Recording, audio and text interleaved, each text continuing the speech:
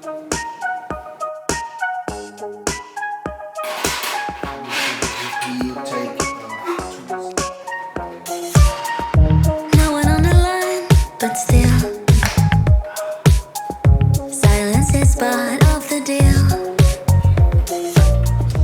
of the biggest pros, sorry about all those squeaky noises.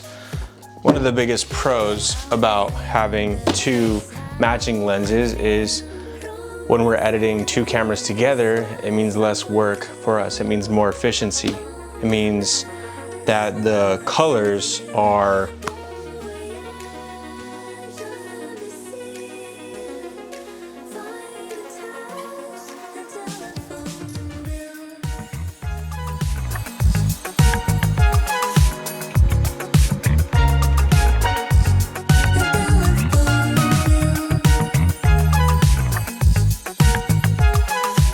I am currently editing B-roll, so I'm going through everything we shot today and I'm watching it all and I'm like picking what's going to make the cut and what's not.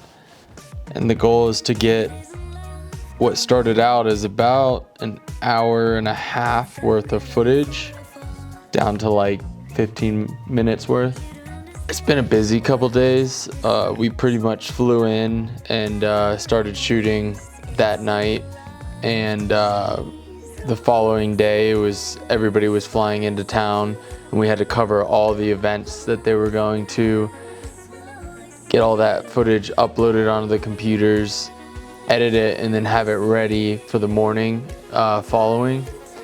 And it's just a lot, especially with two cameras. Like, we're trying to get coverage and it's just, you got to go through and just pick the very best shots and just throw everything else away.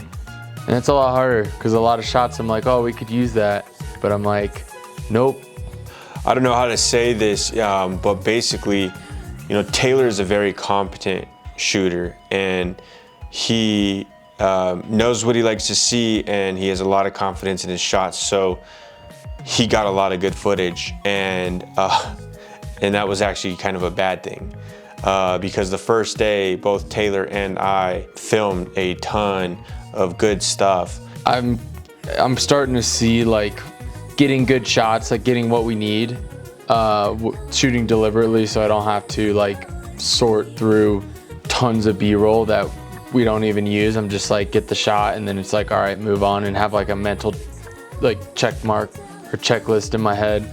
There's always hurdles, there's always challenges on set, very unique, you know, specifications for the project or demands, and it's always fun to have critical thinkers on the team and people who are willing to fight and see the project through. I mean, we're finishers, we don't quit, and we have, you know, 12-hour, 24-hour deliverables. We have to shoot and edit same day and have the edit ready by the next morning. And having so much good footage to sift through this year really bottlenecked us. I mean, we're perfectionists, so we want to use the best shots, but we also know that we have a 12-hour deadline. Well, the fast turnaround time that changes things. Like, if you've got time to edit it and like think about your edit and go through and be really thorough, that's still a lot of work, but it's not the same kind of pressure that we have to go through. Like, we don't have the luxury of like really taking our time on things. We got to be like, get it in there and get it exported as soon as possible. So this is definitely like higher pressure, and I don't know, it's teaching me a lot because like I have to be efficient with this.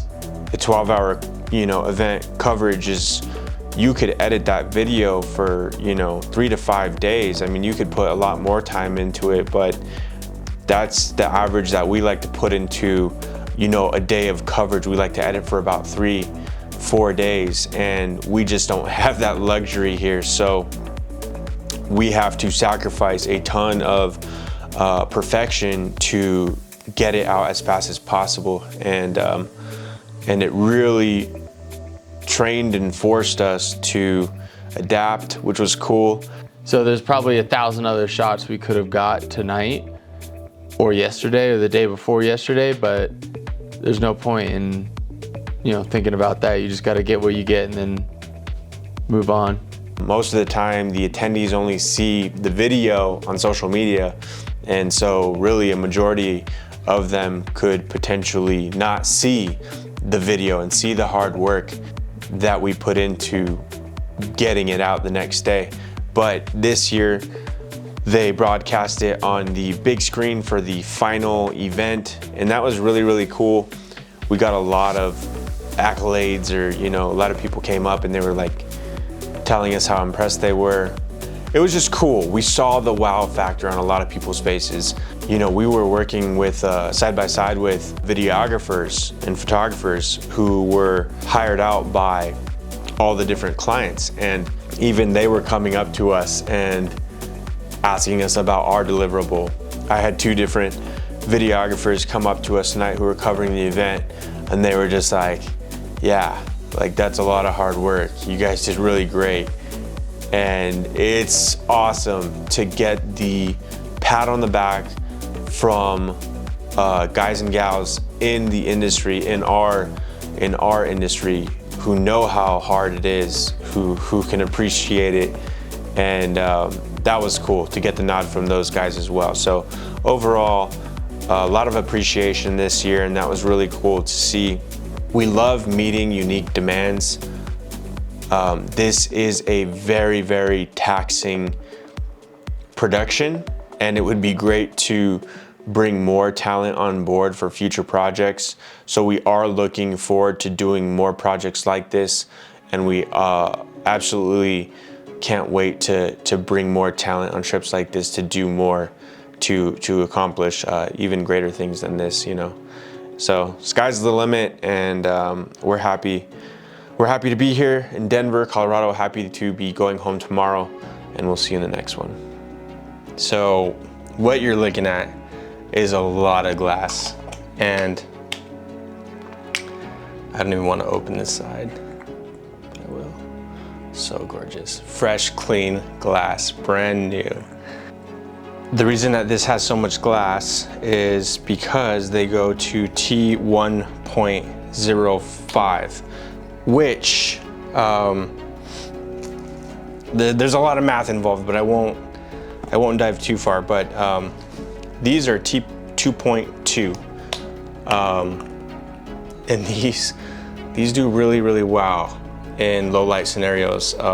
If you've seen any of my videos, we have a lot of like corporate events where they have like dances or DJs, and it's late at night, very, very low light, and these have saved me so many times. So 2.2, and these are 1.05, which I can't wait to see how much extra light I get out of this. Can you see Bilbo?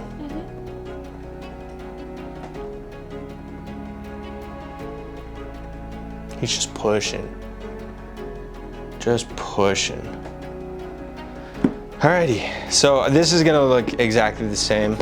The focal lengths that we got were the 25 and the 50.